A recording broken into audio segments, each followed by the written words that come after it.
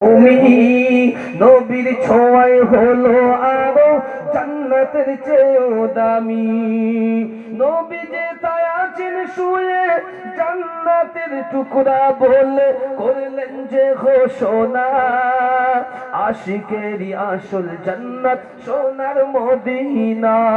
তুমি মানলে মানো, তুমি মানলে মানো, না মানলে মন মানে না।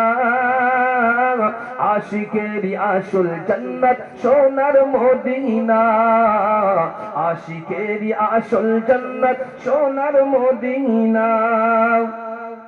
সবাই তো জান্নাতের পাগল, জাহান্নামের কেউ না। সবাই তো জান্নাতের পাগল, জাহান্নামের কেউ না। আমি প্রেমিক জান্নাত দোজখ কিছুই যে বুঝি না। কামনা শুধু দিদারে নবী রাব্বানা। কামনা শুধু দিদারে নবী রাব্বানা। আশিকেরই আসল জান্নাত সোনার মদিনা। তুমি মানলে মানো, তুমি মানলে মানো, না মানলে মন মানে না। আশিকেরই আসল জান্নাত সোনার মদিনা।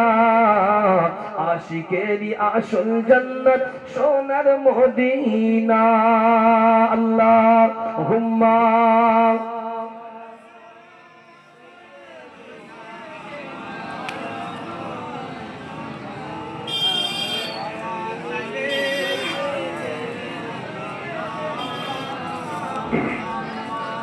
আমার মুরব্বীরা যে কথা বলছিলাম, আল্লাহ পাক দুনিয়ায় যারা আল্লাহর হয়, আমার আল্লাহ কখনো তাদের ছেড়ে যান না।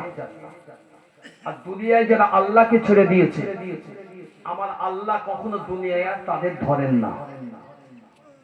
যেমন বলতে পারলেন না, আপনাকে একটা কথা বলি শোনেন। সহিহ বুখারী রিওয়ায়াতে একটা কিতাব লেখা হয়েছে। ওই কিতাবটার ভিতরে লেখা হয়েছে আল্লাহ রাসূলের রেখে যাওয়া ভবিষ্যৎবাণী 35টি।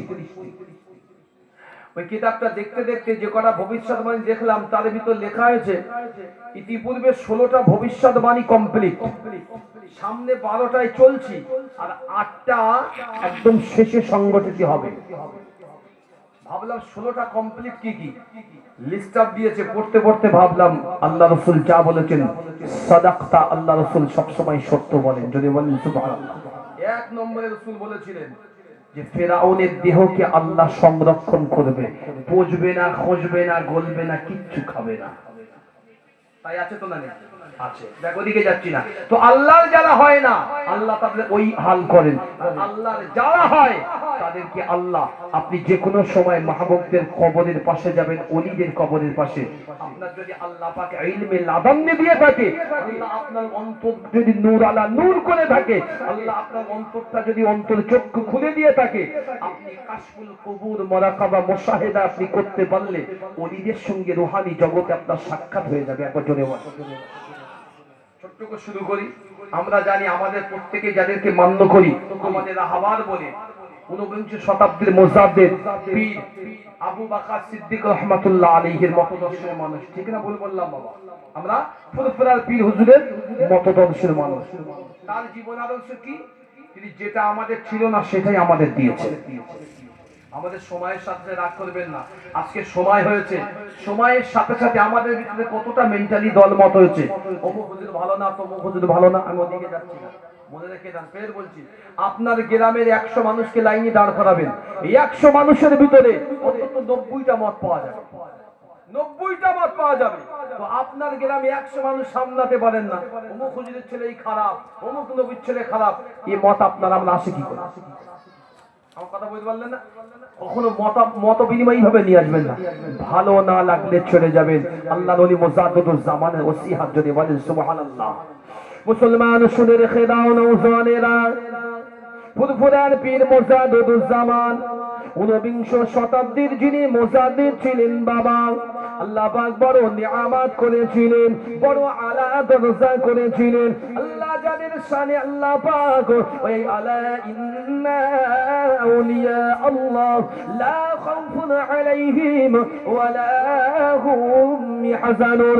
আল্লাহ পাক যাদের বন্ধু করেছে, আল্লাহ যাদেরকে বন্ধু বানিয়েছে, ও যুবকেরা দুনিয়ার জমিনে আমরা বন্ধু করি তাদের সঙ্গে যারা নাকি আল্লাহ থেকে দূরে সরিয়ে দেয়, যারা আল্লাহকে ভুলতে সহযোগিতা করে, যারা দুনিয়ার মানুষের সম্পর্ক জুড়ে দেয়।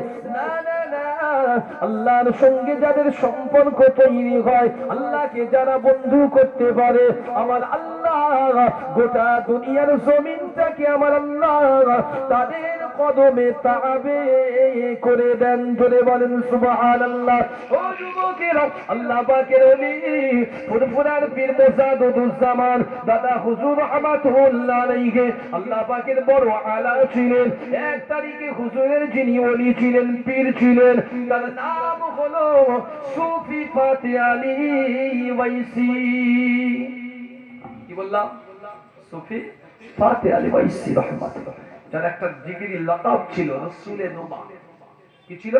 রসুলে নুমা। নুমা শব্দের অর্থ এসেছে একটা মানুষ যখনই দেখার ইচ্ছা হতো, কোন জিনিস আপনার দেখার ইচ্ছা হলো, সাথে সাথে এই দেখার চাহাত ইচ্ছাটা সাথে সাথে পূরণ হয়ে যেত। আর এই পূরণ হওয়ার নাম হচ্ছে নুমা। একবার যদি বলে, যতবার আল্লাহর নবীকে দেখার ইচ্ছা হতো যে কোনো সময়, সুফি ফাতে আলী ওয়াইসি রাহমাতুল্লাহ আলাইহি আল্লাহ পাকের নবীর সঙ্গে আমার নবীর সঙ্গে দিদার হয়ে যেত।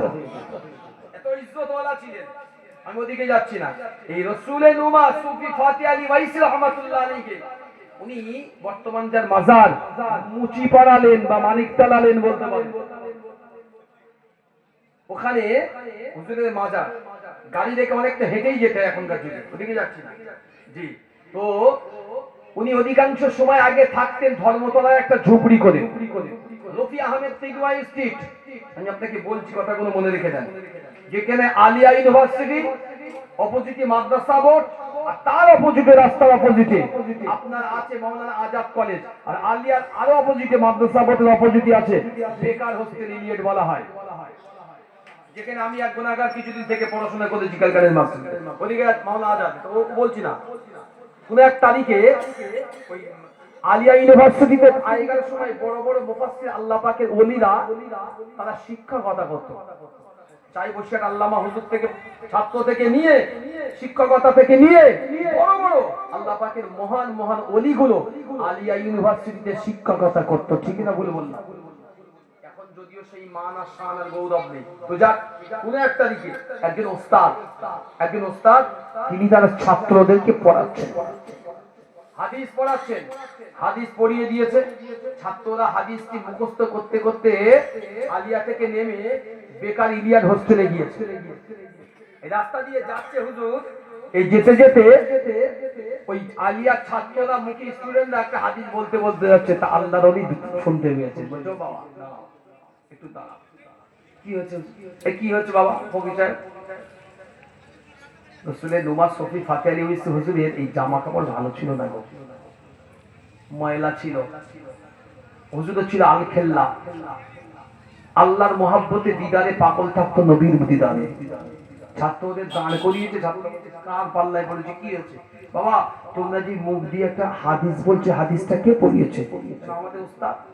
ওস্তাদকে কি বলো, এই হাদিসটা বাবা মওযু হাদিস, জাল হাদিস। জোরে বলে, কি হাদিস বললাম?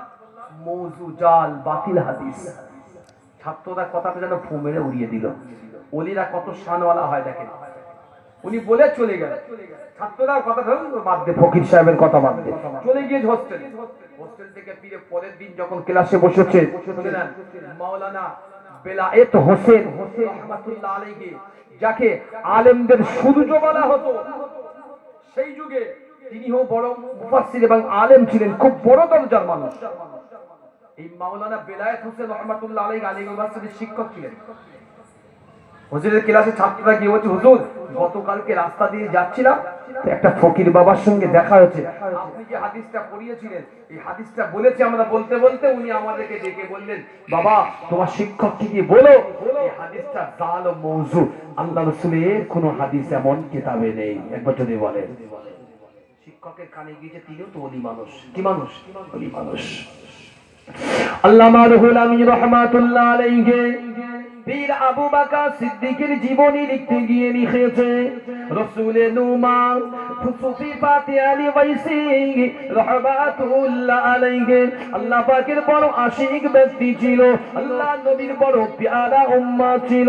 ও যুবকেরা, আল্লাহ পাকের ওলি রাসূলে নুমার কথাটা শুনে ছাত্ররা তাদের শিক্ষক মাওলানা সুফি বেলায়েত হোসেন হুজুরকে বললেন, হুজুর গতকাল আপনি যে হাদিস শরীফটি পড়িয়েছেন, একজন ফকির বাবা এই রাস্তা দিয়ে যাওয়ার সময় হাদিসটিকে জাল মওযু বলেছে।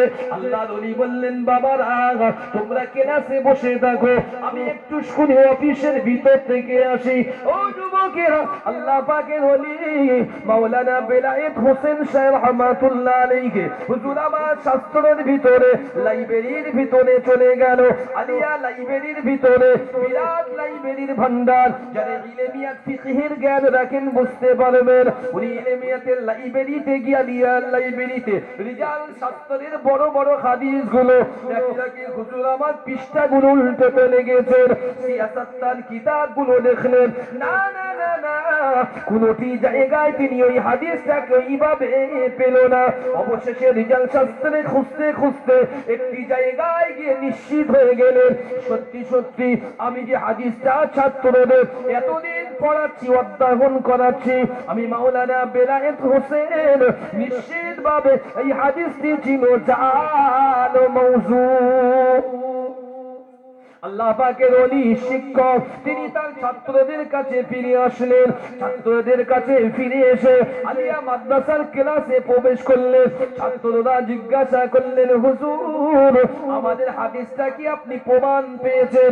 ও যুবকেরা, মাওলানা বেলায়েত হোসেন হুজুর বলেছিলেন, ও বাবা ছাত্ররা শুনে নাও, উঠে পড়ো বাবা, ক্লাস থেকে উঠে পড়ো, তোমরা উঠে পড়ো। আমি একটু জানতে চাই, তোমরা যে ফকির বাবার কাছে হাদিসটা বলে ওই ফকির বাবা তোমাদেরকে ভুলটা ধরিয়ে দিয়েছিল, তোমরা কি কেউ বলতে পারো ওই ফকির বাবাটি কোথায় থাকে?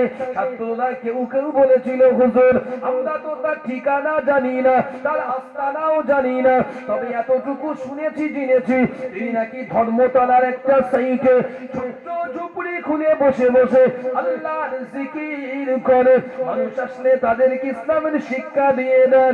ও যুবকেরা, আল্লাহ পাকের ওলি মাওলানা বেলায়েত হোসেন রহমাতুল্লাহ আলাইহি হুজুর আমার কয়েকজন ছাত্রদের সঙ্গে নিয়ে আল্লাহর ওলি রাসূলে নুমা সুফি ফাতি আলী ওয়াইসি রহমাতুল্লাহ আলাইহি হুজুরের তালাশ করতে বার হয়ে গেলেন। ওরা গিয়ে দেখছে দূর থেকে একটা ফকির বাবার সঙ্গে ব্রিটিশ পিরিয়ডে ইংরেজদের দালালদের ঝগড়া হচ্ছে। ব্রিটিশ পিরিয়ড ইংরেজদের সঙ্গে ঝগড়া হচ্ছে, আল্লাহ ওলির সঙ্গে কথা কাটাকাটি। ইংরেজদের পুলিশ গিয়ে বলছে, এই ফকির সাহেব এখানে ঝুপড়ি তোলো। তখন তো ধর্মতলা তো জাঁকজমক ছিল না বাবা, এখানে ঝুপড়ি হটাও। উনি বলছে ঝুপড়ি হটবে না, नहीं हटेगा। क्यों? इसलिए नहीं हटेगा, ये जमीन तुम्हारा बाप का नहीं है, ये जमीन है वल-अर्दा रब्ब करीम ने दिया है दुनिया वालों को। জমিন আমার আল্লাহ আমাদেরকে দিয়েছেন। একবার জোরে বলে, আপনার বসে আছেন এই জমিন কে দিয়েছে? আল্লাহ তো দিয়েছে। বাপ দাদা 14 পুরুষের সূত্র পেয়েছেন, ওটা পরে, জমিনটা তো বিছিয়েছেন আল্লাহ।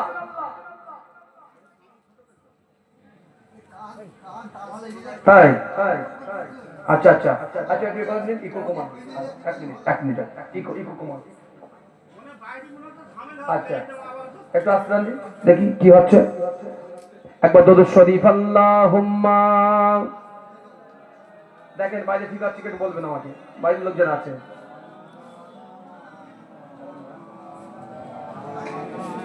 বক্সের সাউন্ড না কমে দাও। মাওলানা মুহাম্মদ, ঠিক আছে এখন একটু ঠিক আছে মনে হচ্ছে? যে ঠিক আছে, তুমি হাত দিও না, নাস্তা লাগে নাস্তা দেবে কমিটি, ওখান থেকে বসে কেন হাত দিও না। জি এবার একটু ঠিক আছে মনে হয়। আচ্ছা শোনেন, জি জি জি বাদ দেন, এদিকে আসেন। হুজুর গিয়ে বলছেন দেখতে পেয়েছেন যে ব্রিটিশ পুলিশের সঙ্গে আল্লাহর ওলির ঝামেলা চলছে। কেন? ব্রিটিশ গিয়ে বলছে এখান থেকে উঠে চলে যাও, হটো, এখানে তোমার আস্তানা থাকবে না, ঝুপড়ি তোমার চলবে না। আল্লাহর ওলি রাসূলের নোমা বলেছিলেন, শোনো, আমি কারোর দয়ার দানে এই জায়গায় বসিনি, আল্লাহ আমাকে এই জায়গায় বসিয়েছেন, আমি এই জায়গায় বসবো। এই জমিন থেকে আমি ফাতে আলী ওয়াইসি, আমি এখান থেকে উঠবো না, ক্ষমতা থাকে তো আমাকে উঠিয়ে দেখাও। অনেক চেষ্টা পুলিশরা করেছে, আল্লাহর ওলি রাসূলের নোমাকে তুলতে পারেনি। অবশেষে পুলিশের ব্যক্তিত্ব যিনি হেড ছিলেন, কর্নেল, তিনি এসে বললেন, ঠিক আছে আপনি এখানে থাকুন, শর্ত একটা, এখানে বেশি ভিড় জমতে দেবেন না। মানে মানুষের ভিড় জমে, অলিদের কাছেই তো ভিড় জমে, ঠিক না ভুল বলছি? মধু যেখানে যে চাকে থাকে সেই চাকেই তো মানুষ ঢিল মারে, মৌচাকও যায়। মধু যেখানে থাকে না সেই চাকে মানুষ কখনো যায় না, মৌচাকিও থাকে না। মৌচাক জাগদিকে না। ওই ছাত্ররা দূর থেকে বললেন, হুজুর ওই যে যে মানুষটার কথা বলছিলাম, ওই যে ওখানে দূরে ঝুপড়িতে ওই ভিতরে বসে আছে। আল্লাহ পাকের ওলি, আল্লাহ পাকের ওলি মাওলানা বেলায়েত হোসেন রহমাতুল্লাহ আলাইহি হুজুর আমার চলে গেলেন রাসূলের নুমা সুফি ফাতে আলী ওয়াইসি রহমাতুল্লাহ আলাইহির কাছে। হুজুরের কাছে গিয়ে সালাম জানালেন। সালামের জবাব দিয়ে আল্লাহর ওলি বললেন, ও বাবা মাওলানা, আমার কাছে কেন এসেছো? ও যুবকেরা, আল্লাহ পাকের ওলি ওই সময় বলেছিলেন, হুজুর আমার বেয়াদবি ক্ষমা করে দেবেন, আমি এত বছর ধরে এই আলিয়া মাদ্রাসায় আমি ছাত্রদের হাদিস তাফসীর গুলো পড়াই, আমি এত বছর ধরে সাধনা করি, আল্লাহ নবীর হাদিস গুলি তো আমার আয়ত্তের বাইরে নয়, কিন্তু না না, এত বছরের ভিতরে আমি হাদিস